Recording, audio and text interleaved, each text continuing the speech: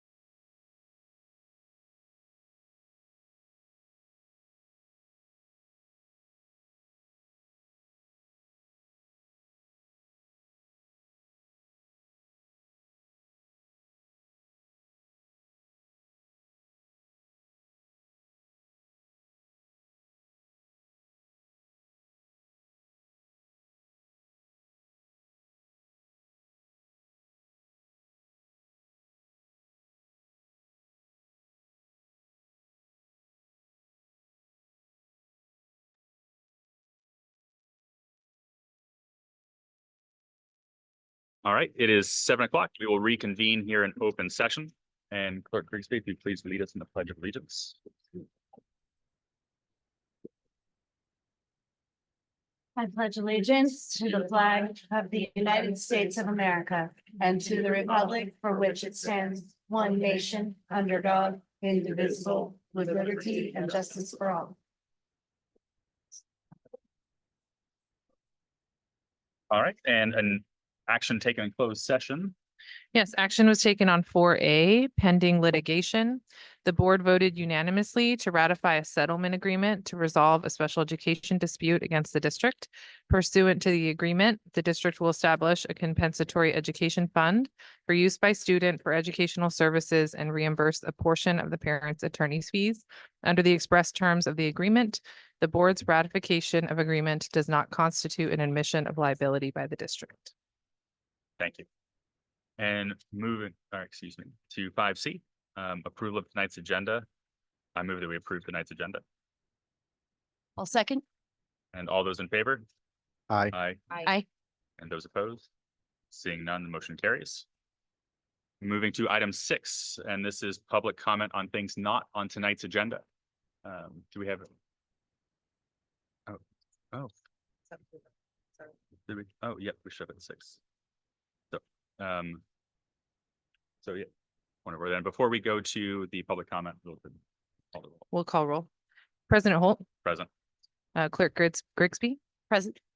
Trustee Brickler, Trustee Ross, Trustee Wedge. Present. Okay, resuming with item 6A, or excuse me, 6, public comment on things not on tonight's agenda. And I believe we have, We do. We have one public comment, Gus Murphy.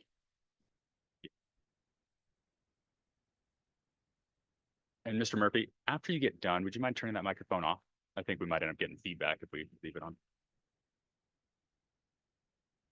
Thank Used being quiet. Yeah, please remind me if I forget. Okay, I'd like to add 10 seconds to my time, if I may. So I come to you tonight as a parent, but more as a human. I'll get to that in a second. This board, despite your challenges, which unfortunately are well documented, I wanted to let you know that you have some unique opportunities because of your differences in the way that you see things. Just kind of addressing the elephant in the room. Some of you went from disrupting school board meetings to getting elected, which is interesting. I myself was an advocate during the pandemic for unmasking children earlier, and it's okay if you disagree with me. I'm not here to fight that fight, but I stood up as a parent, and I would say as someone who believes more in individual sovereignty. California is a tough place and you're in an unwinnable position. Let me tell you something you already know.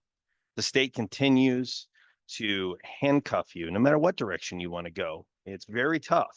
So I'm aware that your ADA is hurting, and it's because trust has been lost in the relationship. And I'm not pointing at any one member. I'm not. There's plenty of people who have pulled their kids from numerous reasons on both sides. But any relationship, whether it's between a school board and a parent, or in a relationship between two partners, or heck, your caddy on the golf course, if you lose trust, you don't have anything. And that's what we've lost with AUSD. Auburn's a beautiful place. I look at you guys and I do believe that you do want what's best for the pupils of AUSD. From the bottom of my heart, I think you do. And I'm sorry that you have such differences. But what I want you to understand is that it's going to be very tough for you to reach across to one another, especially because of the Brown Act, but also just at these meetings, it's going to be difficult because you have very little wiggle room thanks to the state. And so what I'm going to ask you to do is not only look at each other and make opportunities to reach across I don't want to call it the aisle, but across your differences. And then the Brown Act, to the best of my knowledge, does not prevent you from reaching to other districts. A lot of you, I'm sure, already know other trustees in other districts. Lean on them, because what's going to happen, I'm going to be Nostradamus for a second. What's going to happen is that the state's going to keep pushing and the parents are going to push back. And who really ends up losing is the children. And it's not their fault. I'm not saying it's your fault. I'm not saying it's my fault. But overregulation will not win. The parents will continue to distrust. They will continue to pull their kids. Those kids will affect your ADA. Your ADA will affect your budget. You will continue to have to consolidate. And then more parents are going to get angry. But you don't have to do it alone. I know a lot of you already know other trustees. Placer's ready to fight alongside you. I will be saying this at other board meetings, and I look forward to being a little more involved moving forward. Thank you for your time. And I don't want to end on a negative note, but lastly, I want to say, please pay attention to the CTA on a macro level and what they're also doing with legislation. Okay. Thank you for your time very much. And thank you for all that you do for the pupils.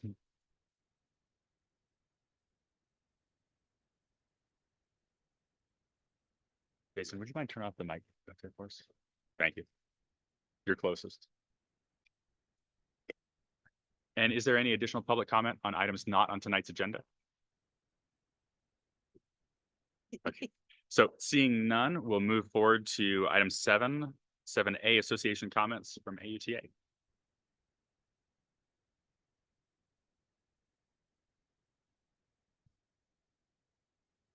Good evening, school board members and Dr. Meyer.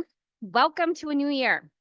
We have 3 TK8 campuses and stellar teachers at each site who have gone above and beyond normal expectations to create warm, stable, and welcoming places for our students to learn, live, and grow. While there have been bumps in the road at all 3 sites, for the most part, staff has come together to make this work for our students. The next time you see a teacher, please express your appreciation for all that has been done to support our students.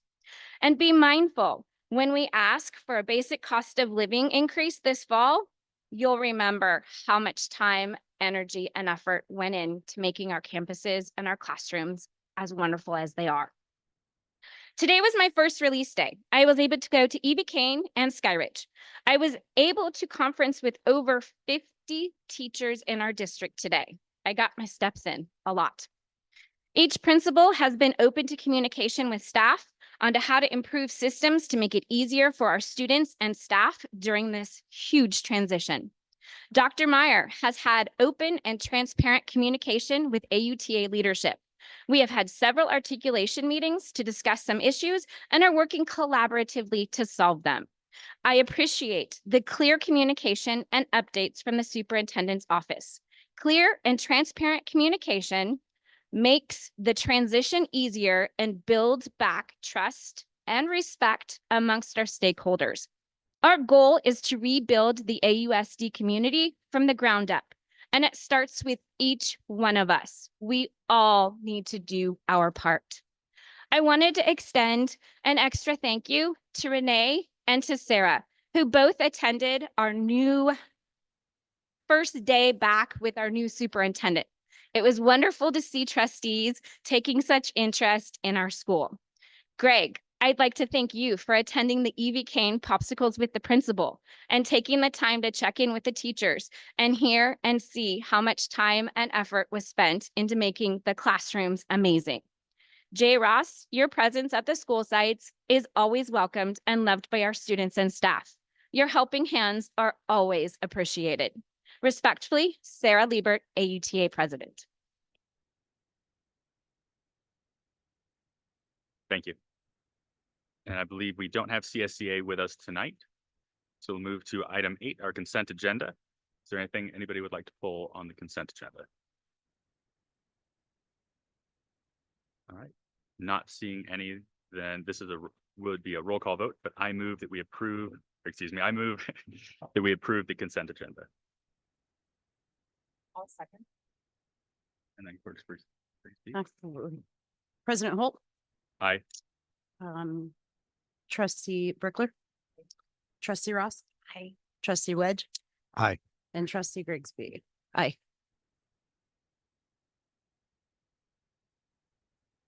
Okay, moving to our action items tonight. Item 9A administrative assignments. Yeah, so annually, administrative assignments are brought to the board for approval. We have 3 administrative assignments, 1 per site for principals. What you'll see on the document, we have Christy Aday at Skyridge, Catherine Putke at Auburn, and Christine Mayberry at E.B. Kane. I move that we approve item 9A. I'll second that. And all in favor? Aye. Aye. Those opposed? Seeing none, it carries. And item 9B, bylaw 9270, conflict of interest, second read. Yep, so this is what was brought forward at the last board meeting in July for a first read, and we're now bringing it forward for action. This was the conflict of interest bylaw 9270, where there was an additional paragraph added. No other language was changed, and the track changes in red and the attachment. I will read that paragraph one more time, and then happy to answer any questions that anyone may have. The addition reads, this code has the force and effect of law. Designated employees violating any provision of this code are subject to the administrative, criminal, and civil sanctions provided in the Political Reform Act, Government Code Section 81000 through 91014. In addition, a decision in relation to which a violation of the disqualification provisions of this code or of Government Code Sections 87100 or 87450 has occurred may be set aside as void pursuant to Government Code Section 91003, which is basically a lot of numbers in government codes to say that we follow the law in terms of conflict of interest and any provisions that relate to whatever violation occurs. I'm happy to answer any questions. Otherwise, the staff recommendation is to approve the policy update as written. Are there any questions? Okay.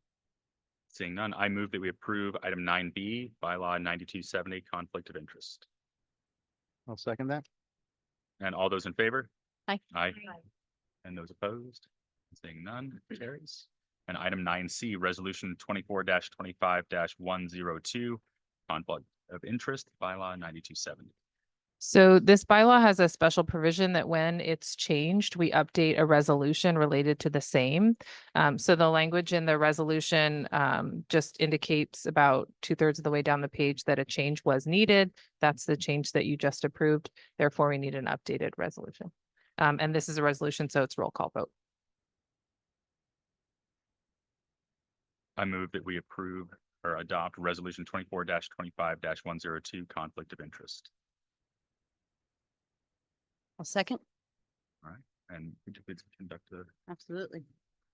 Trustee Wedge, Aye. trustee Ross, Aye. trustee Brickler. Aye.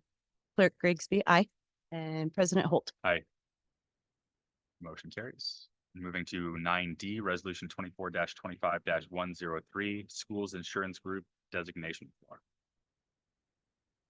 Yeah, Chief Business Officer McReynolds, and this resolution is to appoint the representative to the school's insurance group joint powers board.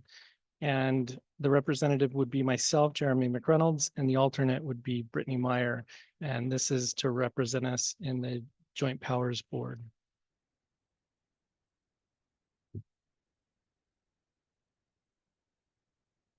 I'll move that we adopt resolution 24-25-103, schools insurance group designation form. I'll second. Clerk Grigsby. Absolutely. President Holt. Aye. Clerk Grigsby, aye. Trustee Brickler. Aye. Trustee Ross. Trustee Wedge. Aye. Carries. Right, and on to item 9E, the update to the June 2024 budget packet. Yeah, Chief Business Officer McReynolds, and this is a addition to the budget packet and required for submittal to the county office is a components of ending fund balance, and it's required for a budget adoption, and it's not included in the original budget packet submitted. And what it does is it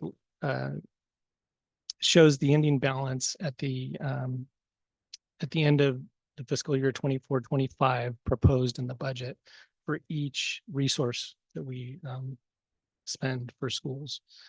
The other form required is the statement of excess reserves required for board approval for the original budget and the update to Form 01.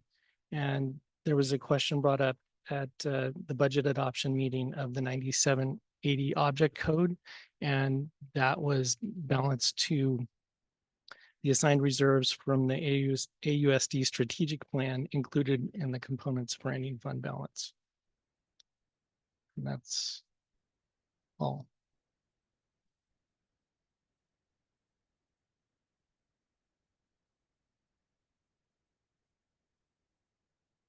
Are there any questions or comments on that one? All right, seeing none, I move that we approve the update to the June 2024 budget packet. I'll second that. And all those in favor? Aye. Aye. And those opposed? Seeing none, it carries.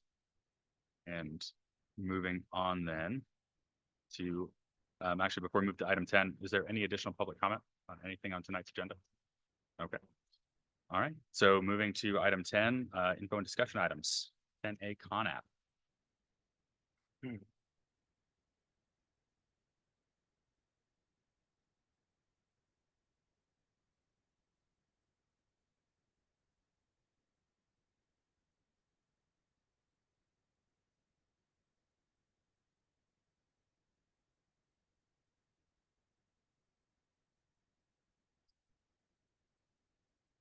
This is CBO McReynolds again, and I'm going to just go over the consolidated application process for federal funding. And we're just going to go through a few slides and explain what the process is, how the funds work. And if you have any questions.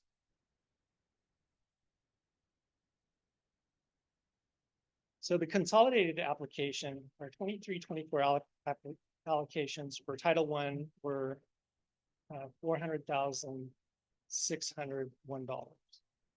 And that's for improving academic achievement. Our Title II Part A professional development allocation is $104,050. Our Title III English learner LEA allocation was $33,687. And our Title IV Part A allocation for student support was $33,000, $33,898. And that was transferred to Title II per the requirements that are outlined in those title requirements. So our 24-25 allocations will be confirmed in the fall, and they're based on ADA and our unduplicated count. And we anticipate that they'll be similar. Our unduplicated count is around 68%, and each school site is over 55%. And so we're able to allocate this money across the different school sites. So the consolidated application is referred to CARS, or the consolidated app. And we have two collection periods, winter and in spring. And the dated timeframes are generally the same, but they're calendared each year. And so we enter the data. What goes in there is what's determined our funding. And so that amount can adjust, and we would have to adjust it based on our ADA duplicated counts.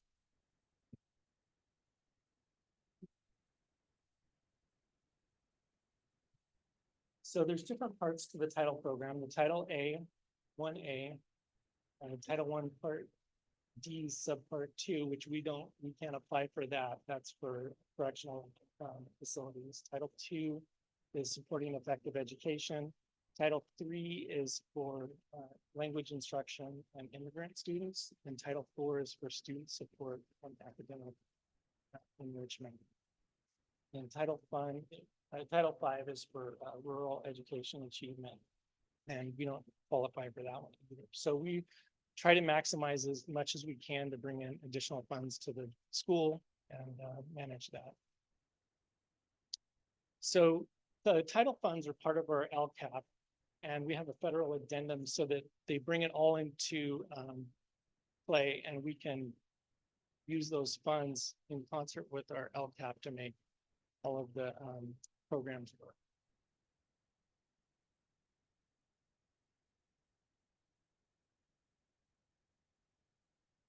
So you have the LCAP federal addendum, plus the consolidated application. And what that does is it brings into the ESSA plan, which is every student succeeds at. And we combine all of those funds and all of that money to come up with a plan to better serve our students.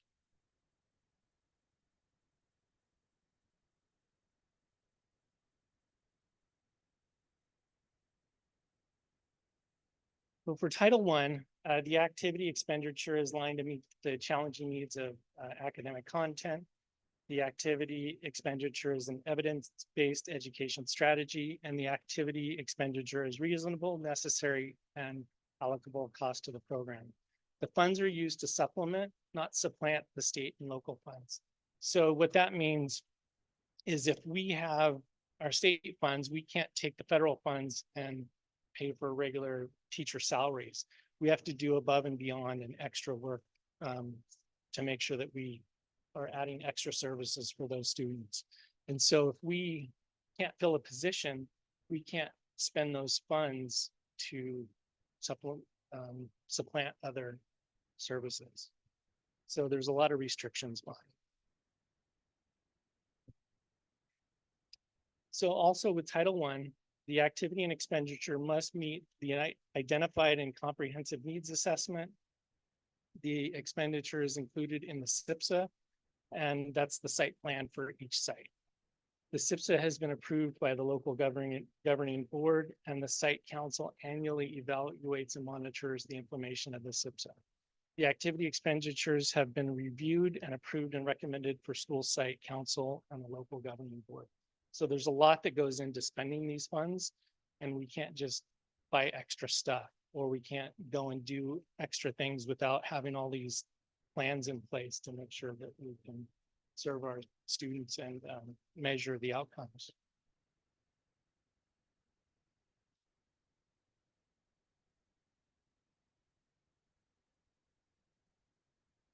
So the purpose of Title I is provide supplemental activities that strengthen the quality of effectiveness of teachers, principals, and school leaders, improve teacher and principal quality through professional development, and the other activities that provide low-income students greater access to effective teachers, principals, and other school leaders.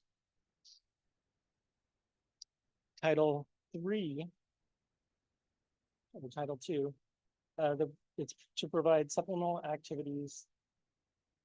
I think that's, yeah, Title II. Title III is that we ensure English language learner students, including immigrant children and youth, to attain English language proficiency and meet the same challenge and standards of state academic standards that other students do. So we buy curriculum or additional support to help these students, and we've made huge progress on our dashboard for English language learners. And so I think these funds have really helped out fast.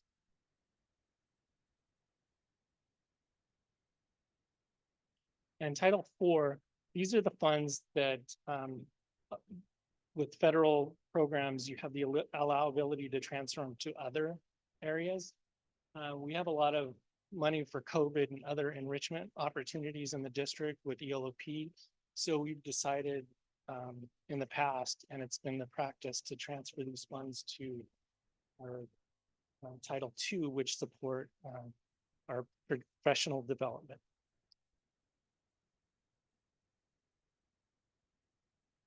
So that's kind of basically how the consolidated app works. It's very complicated. You enter a lot of data. You have to certify that you approve all these things and that you're responsible. And last year we went through the FPM audit, and we were able to come out with, I wouldn't say flying colors, but we wanted to improve what we're doing and make sure that we can meet all of these requirements, because they require consultation with private schools, they require certifications. There's just so much that goes into it. And we want to best utilize these funds so that we can additionally support our programs. Any questions? Trustee Ross, I have a question. Just in relations to our LCAP, and I'm just going back off of memory. On the LCAP, it does mention where these funds are taken from. Am I right, wrong? Yeah, if you recall that pie Yeah, diagram, a large chunk of that pie is LCFF. And that is what we're talking about within the LCAP. And then there's a smaller chunk of pie that is many of the funds that Jeremy's talking about within the 3 title funds that we receive. so if we wanted to technically see what programs we're using for these title grants, would we go back to the LCAP for that, or is that something separate? You would go federal addendum, correct? Correct. The federal Okay. addendum, I can elaborate on that. Okay. So most of Title I is spent on intervention teachers, and a small portion of that is supplies for the intervention programs at Okay. each site. Title II would be most all of our professional development and teacher training. Okay. And Title III is English learner support. And all of those are mentioned in the LCAP. And so we can't use the LCAP funds. These are funds that are separate, Okay. additional to the supplemental concentration dollars. So we receive over $2 million in supplemental concentration funds. And then we receive, somewhere over $500,000 in title funds. Okay. So these are all additional extra programs that we have to provide. And so is it safe to say we can rely on these funds every year? The funding percentage may change a little bit, but we can consistently rely on these, knowing that we're going to have intervention taken care of. Correct. Okay. Yes. Thank you. And we'll bring the Khan app application that we submitted to the board next month for approval.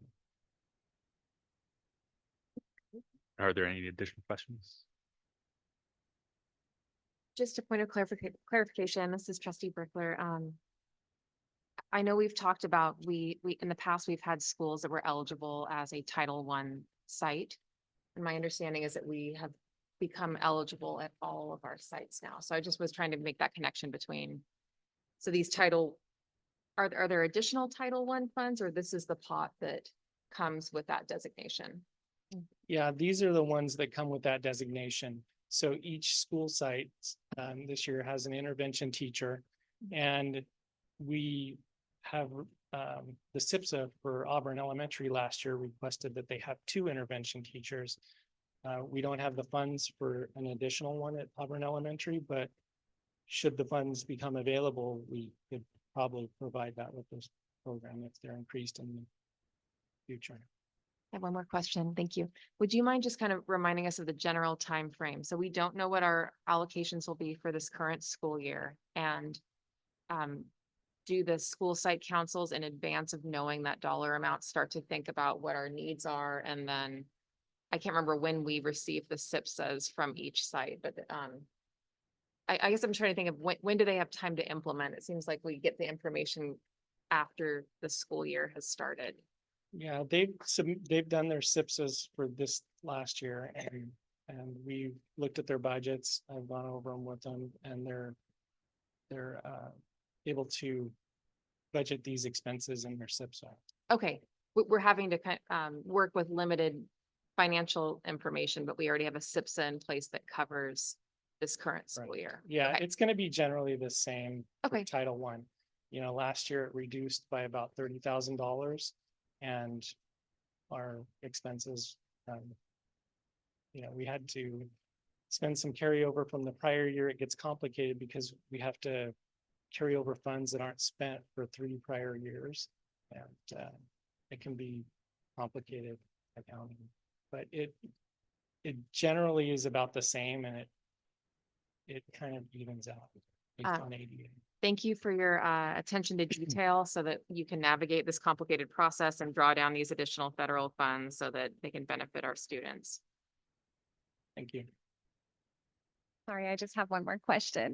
Trustee Ross, you made me think about when you asked that question about district, are these funds given out per, like if we have a higher percentage of ELA students at one school rather than another one, are they equally distributed, or are we like, here, this percentage goes here for this percentage? And We try and put the funds where they're needed so that if there's a higher need somewhere, then our staff will ask for that increase or additional service and that's in their CISPA, through right? the SIPSA. Thank you. Yeah, single plan for student achievement, SPSA. We like acronyms. Yes. That's what that Thank means. you. Clarification. All right, and are there any additional questions? Thank you, Jeremy. you. Thank you. All right, and on to item 10B, our inter-district transfer reports. Yeah, so these are brought forward annually. You'll have 4 documents. 2 of the documents are for last school year for outgoing students, meaning leaving us on an inter-district, and then incoming, so coming to us from another district on an inter-district, and then 3 additional years, just so you can look at data patterns. When we look at the data for last year on students we had outgoing, meaning they were leaving our district, that's a full page. We had a total of 177 students. It breaks it down on that sheet for you by reason that they were leaving, as well as by grade level, and then by district that they went to. And then on the inter-district incoming list, you get very similar information. What district are they coming from, for what reasons, at what grades, and at the bottom, at what site. We had 177 leaving, as I said, and 62 coming in. What that looks like, and it's in the description of the financial impact in the board agenda. We get approximately just over $12,000 per child that attends a school district. And so with 177 students going out, that's a loss of just about 2 million. And with 62 coming in, that's a gain of about 750. Then if we look at our 3-year numbers, our outgoing students went from back to 2021. We had 196 leaving our district. The following year, 190. The following year, 197. And then recall last year would have been 177. So that was a decline in leaving inter-district transfer students. And although we obviously don't have the numbers for this year yet, the person at our district office who coordinates all that says that we have fewer this year actually than we typically do at this time. So we'll have hard numbers this time next year, but so far it's looking positive. Incoming students, we had in 2020-21, 62, followed by 58, followed by 53. And again, last year was also 62. So those stay pretty consistent year to year. And that's all, unless you have questions. Does the lady there at the district office have any idea on how it's looking for our inbound this year? Oh, I actually didn't ask her that question. Good question, but I can bring that back and look at what she's had so far. They tend to stay pretty consistent because when kids come to us, they have to do them annually. Their district has to know they're leaving and going somewhere else. But at the same time, they tend to stay. People don't want to move their kids around. So it's probably similar would be my guess, but I can check on that. Yeah. Trustee Brickler, I'm really grateful to see some positive movement on these. These are always really hard to read because we tend to lose far more students than we're gaining. The one point that I'd like to make is that these reports in terms of the outgoing from our district to other districts does not capture charter schools. So it's an underrepresentation. It doesn't include students that go to Bowman and Newcastle and Correct. other kind of neighboring schools. So the number that are leaving is even larger. This is President Holt. And yeah, to build on that too, I mean, we're just sharing that we've got over 3,000 students in our catchment area. So, there still are quite a few who are then homeschooled or private schools or the charters that are still potential students for our district. Thank you, Dr. Meyer. Yeah. Are there any questions on this? Okay, moving to item 10C, enrollment. Yeah, so that's me again. So this is in response to the board's question last time regarding what our numbers look like at sites and also what it looked like grade level to grade level. So what you have there is each of our school sites broken down by grade. You will see that they're pretty similar. Overall in the district, we have 1381 in terms of total enrollment. And total enrollment by school site, Skyridge is at 459, EV Kane at 410, and Auburn L at 512. There is a large group of 3rd and 4th graders at Auburn L for whatever reason. So all other sites have 2 3rd grades and 2 4th grades, but at Auburn L they have 3 of each. So that explains that bump a little bit there. But overall, and I know there was a question, I believe, around how our middle schoolers are kind of disseminated throughout our schools, and they're pretty close. Obviously some schools have numbers that are a little different, but no huge glaring, 10 students versus 100 kind of thing. So overall, it's looking really good. Our SOAs and SAWs are working this week through Friday. We waited for students to have a few days to attend if they didn't show for that 3-day period last week. Then, and there's no reach out from the family, then those seats are vacated and then we can move students in off of wait lists or what have you. So we're doing some of that, and we added to the TK numbers at Auburn L by 1 because yesterday it was 21 and today it's 22. So we're slowly but surely filling all those spots. Any questions?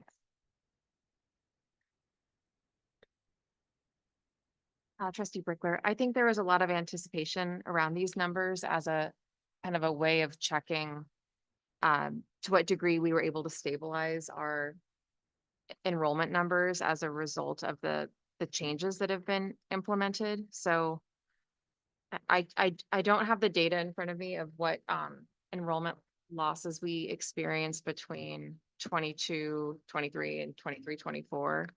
It looks like we've declined by 68 students from, this is data from, let's see, I found something that was from May of 2024 that was calculating our last year enrollment. I know that's just a snapshot in time, but 1449. So it looks like we're down slightly. But so just trying to figure out what this means and how the community is responding to the changes that have been made and the grade configurations and also changes to boundary lines.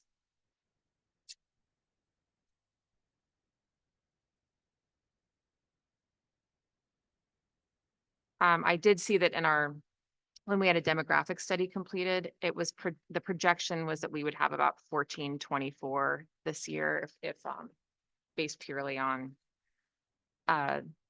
the demographic factors. So we're not too, we're in the ballpark, I suppose, but I guess just something to keep tracking. Yep. And maybe it takes time for the community to respond to such significant changes. This President Holt, exactly. I think as we see time go on, that's where we'll get a real clear picture. Been in school for a week this Mhm. year. It looked like you were leaning, to Trustee Ross. Yeah, Trustee Ross, I was curious, I don't know how to question this or how to put this into the proper question, but in relations to how many teachers we've held on to and that we have, are our classes significant to that number? Do we feel we have a really good correlation of students to teachers? Or do we have maybe over enough teachers or not enough teachers? You mean in terms of class size? Class size and just. Oh, yeah. So there's, within the contract, there's class size numbers. And then we do have some classes that bump over slightly. Actually, Sarah and I were talking about that today. Not by too many, 1 or 2 students. And then when that happens, we extra prep time, what have you, to accommodate for that. But for the most part, they're looking good. We don't have a ton of classes that are bumping over. We do have some, but we don't have a ton of them. To the point where kids are sitting in the hallway or something like that. Everyone's got a chair and there's enough seats and yeah, seems to be going well. It would be really helpful, I think, as a board, as we have more information to work with, to kind of check in on some of the assumptions that were made by a different leadership team. Remember, I'm just thinking back to the basis of some of the significant changes that were made was that we would realize savings by having alignment between where students were located and the number of staff, and that the ratios would be perhaps more efficient, and that we would have cost savings in terms of fewer staff needed, or they were just doing more efficiencies. So I don't know what this data tells us about whether or not those projected savings will be realized. So what would it take for us to understand to what degree those assumptions are working? Yeah, I'll talk about it a little in my superintendent report too. But what Jeremy and I are working on is, I'll talk a little bit then too about the construction that's happening and things like that and where we're at. There's going to be some change that happens in terms of what we have to expend, but also what we're saving. And so Jeremy and I were just been talking about how we would present that and look at, because some of these are one-time costs and some, when you talk about staffing and what have you, are ongoing. So our hope is to get all of those numbers together for you. As soon as we have them, we put a presentation together, and then we'll look at a 3-year projection. What's the cost analysis in this school year, and then 2 additional school years out, so that we can start to look at the realization of the ongoing savings versus just some one-time startup things that are going to have to happen. Yeah. Are there any additional questions? All right, seeing none, moving to 10D. Sorry, I have more. Oh, yeah. I do see how there's a bit of a spike at Auburn L, and it Mhm. feels like that site has been impacted the past this is the second year, I think, where it's been where it's accommodated more students than other sites. So just a loose thought that I would like to see some of that alleviated, but I don't know what that would take. I think we're also trying to honor where families want to be. And I know you're saying that we have a bubble in a couple grade levels. So I don't know what it feels like there. I actually really need to get to Auburn L. I haven't visited yet this year, but I just reflecting on seeing these numbers that they continue to be the biggest school site or population wise. And I don't know that they're the biggest. Well, I know they're not the biggest campus. We're on the biggest campus. So what we can do to find that balance between honoring families' requests and having a, good alignment between the enrollment numbers and the size of the campus. Yeah, and when I went through, so that would be more like intra-district transfer question. And the principals and I sat together and went through the intra-district transfer list. The week before school, but the week before teachers came back even, I think. Yeah, so the week before school started. And there were intra-district requests into and out of every site. I wouldn't say that Auburnell was, I don't have the numbers in front of me, so but it didn't appear at the time that it was an abundance of going into Auburnell. I do think that, and it happens sometimes, right? There are certain grade levels that are just a bubble, and also kids within that attendance boundary. They do have some wait lists of kids on intra districts, but not every grade level by any means. So, and that's something we could look at too. I know we talked about inter numbers, but intras we haven't brought forward, but we could also talk about that just to see kind of where kids are coming from and going to. Okay, with that, moving to 10D, the PCOE plan for expelled students. Okay. I need to write this down so I don't forget. Okay, so this is just informational. There's nothing to be done here, but every 3 years, our county office, Placer County Office of Ed, PCOE, revisits the plan for expelled students. And the reason they do that is because in a county of our size and districts of our size, most of us, almost all of us, are not large enough to run a program for students that are expelled. That's a good thing because you don't have very many. In some years you have 0, and maybe you have 1, and that's just not enough to run a program. So to help with that, the county runs programs for students that are expelled in order to continue to receive education, but off-site of whatever their home school might have been. And so every 3 years they do this update, and it's just informational so that you know that they're doing their due diligence. They're looking at data. You'll see that there's goals within there of things that they want to meet, what it looked like from the last 3 years, and what their goals are moving forward. And that plan is done both by county office employees as well as district representatives across the county, who, for example, all come to the countywide expelled students meetings that happen quarterly, so that everyone's kind of up to date on what ed code is and what the options are and what the process looks like. So it's informational only, but if you have any questions, I'm happy to answer them. The plan was adopted by the Placer County Board in June, I believe, and then all districts bring it forward as an informational item so all boards are aware. Great. Thank you. And moving to item 11, a board direction requests.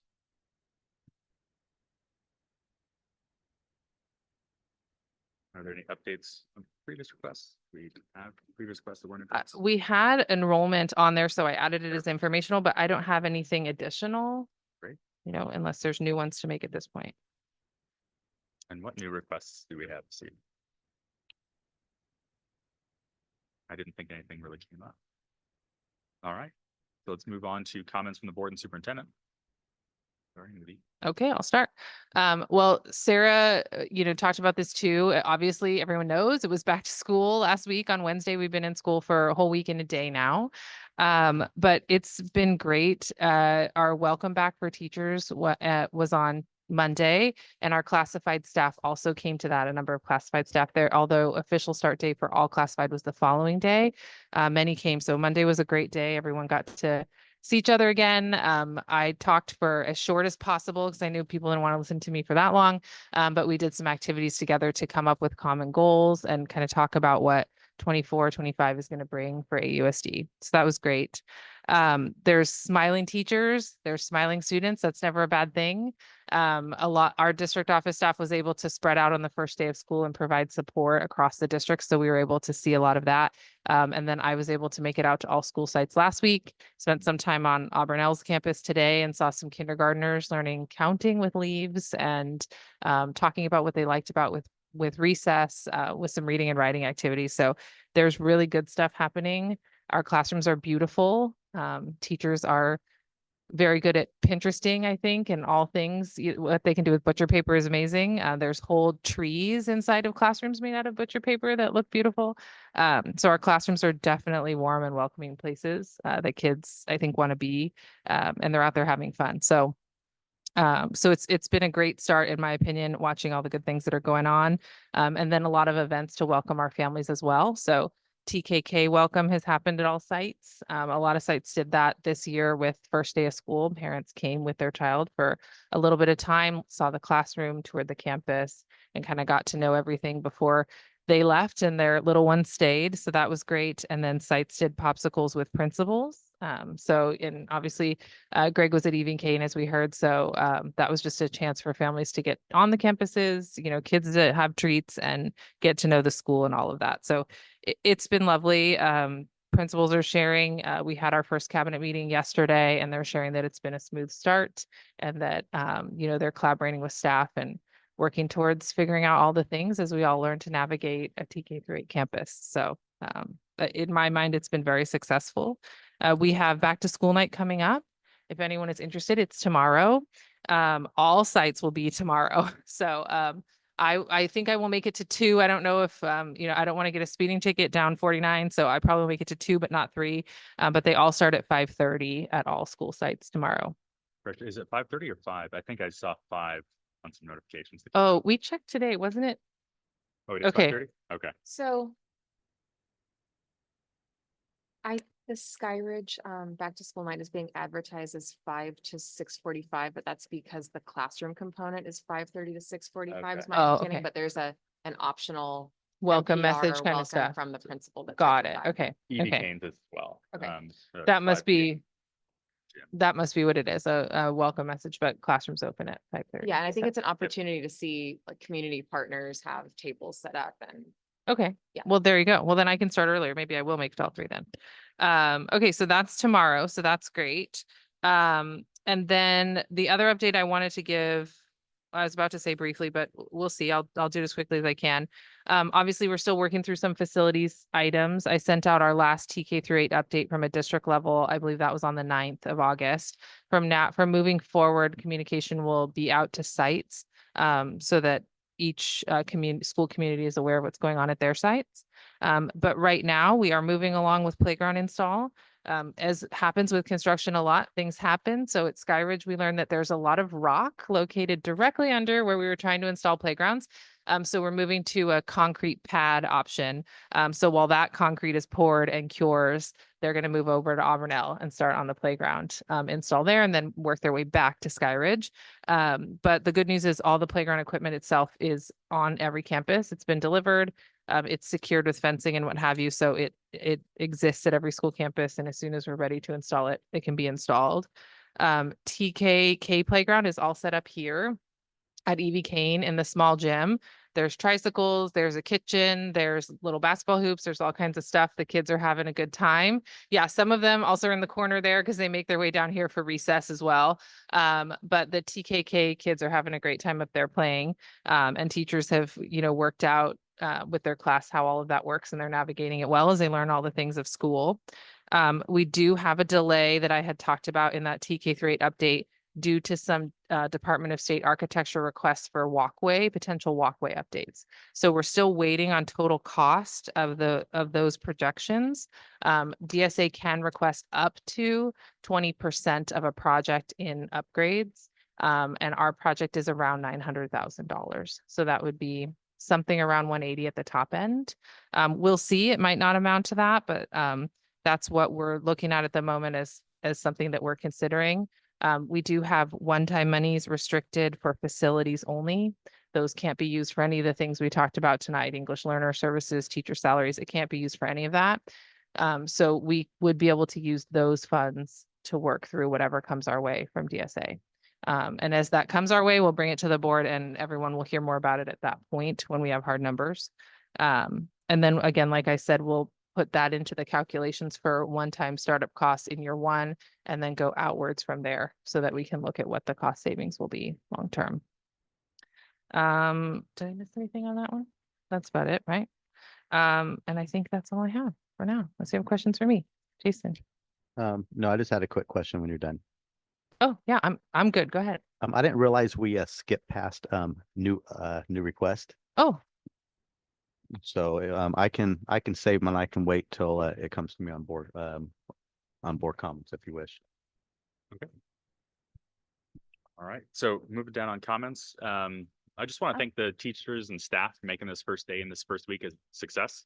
I like Sarah, I haven't made it to Auburn yet. I've been to the other two sites quite a bit, but it's moving along. I'm seeing a lot of people enjoying themselves. Also didn't want to pull it from the consent agenda, but want to specifically thank Jenny Jansen for her donations to Skyridge, and Bayside Auburn for their donations for the play equipment here at EV Kane.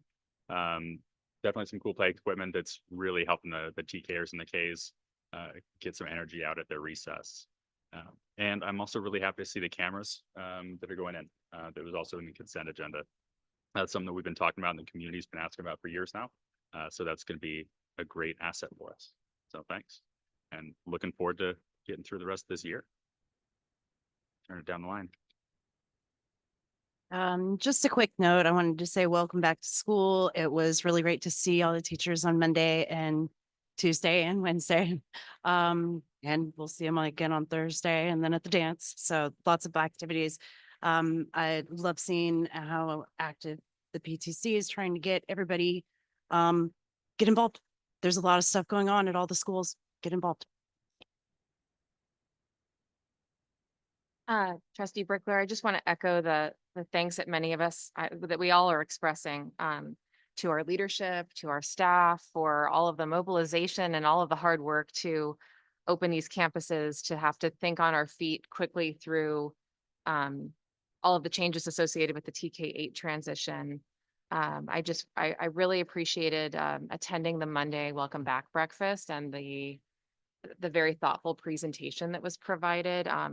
Dr. Meyer was reflecting upon a root cause analysis that the district staff worked together on over the summer, and was able to create an action plan based on that, and just the intention and thoughtfulness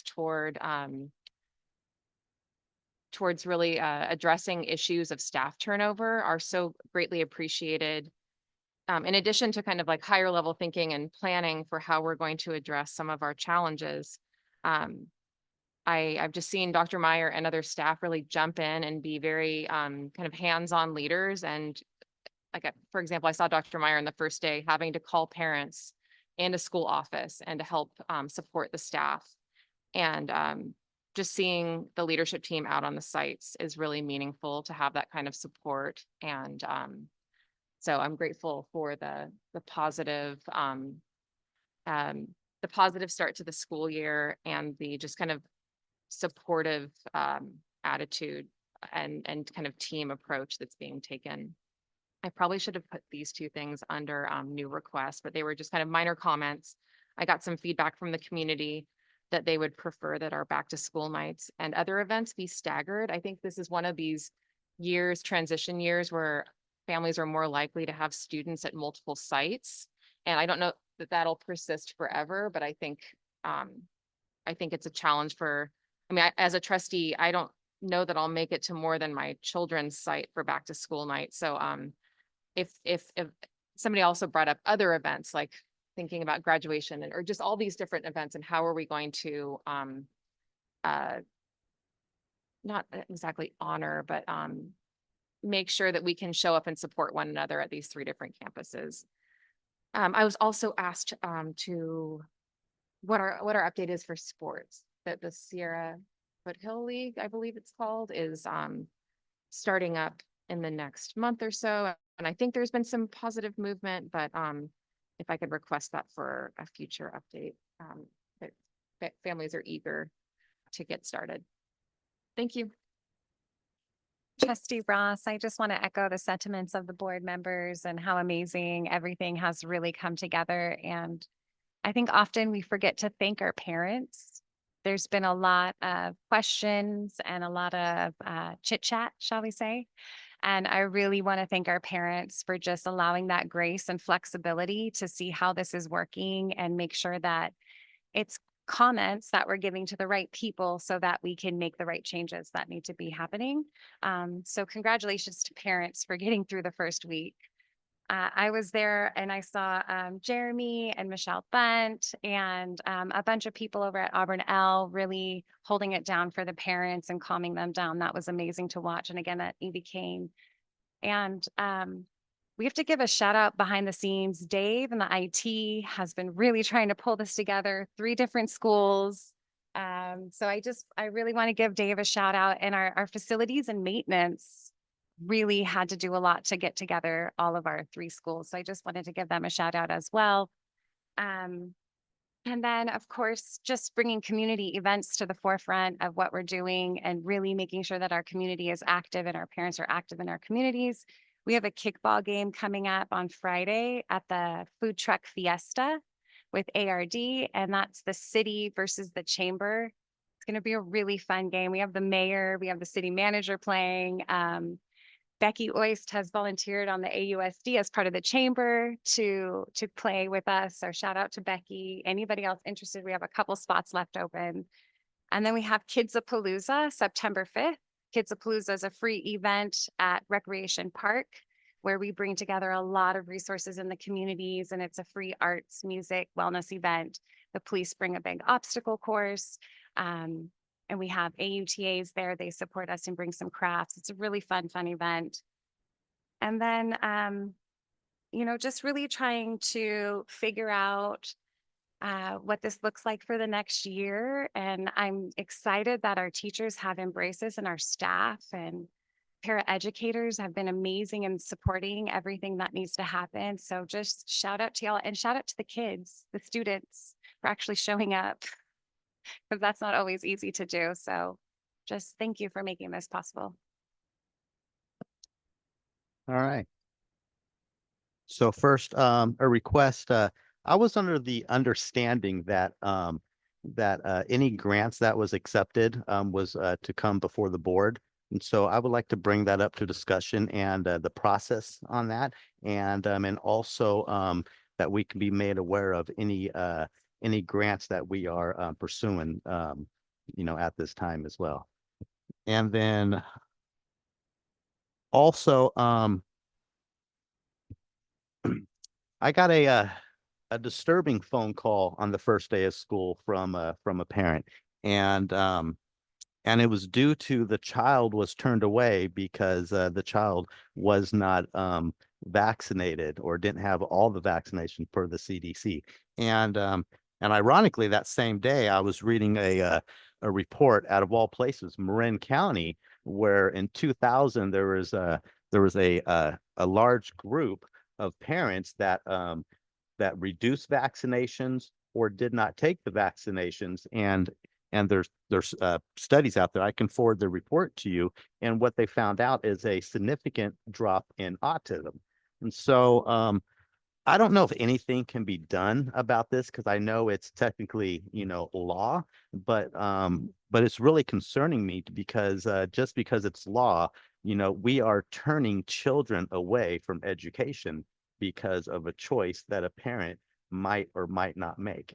And I would like to look into that and see if anything can be done about that. I know it was brought up earlier, maybe, partner with other districts or even the county on that, because there's a lot of families out there that are being turned away, and children, being denied, of public education. And I just don't think that's right.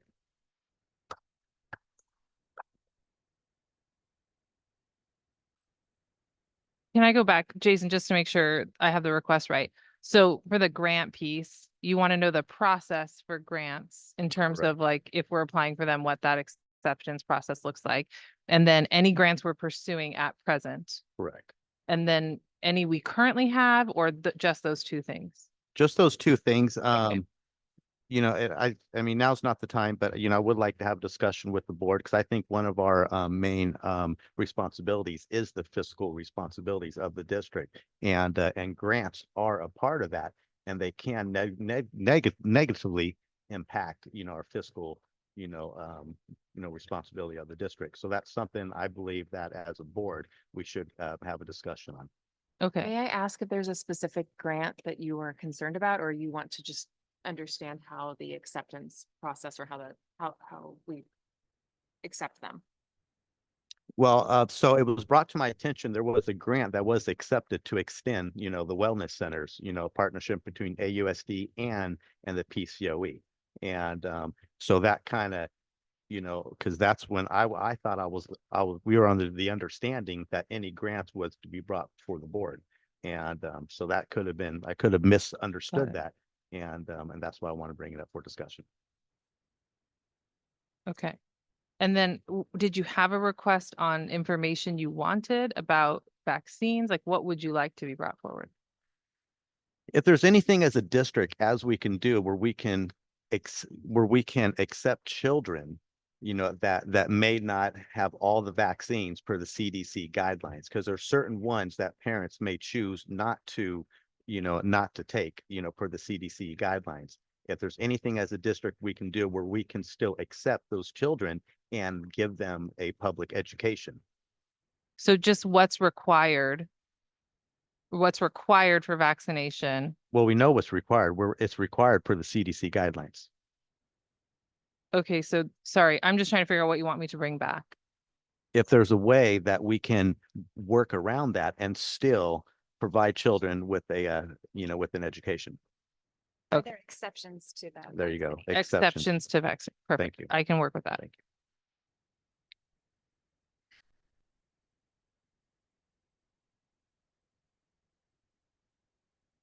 All right. And doesn't look like there's any unfinished business. It is 8:03 and this meeting is adjourned.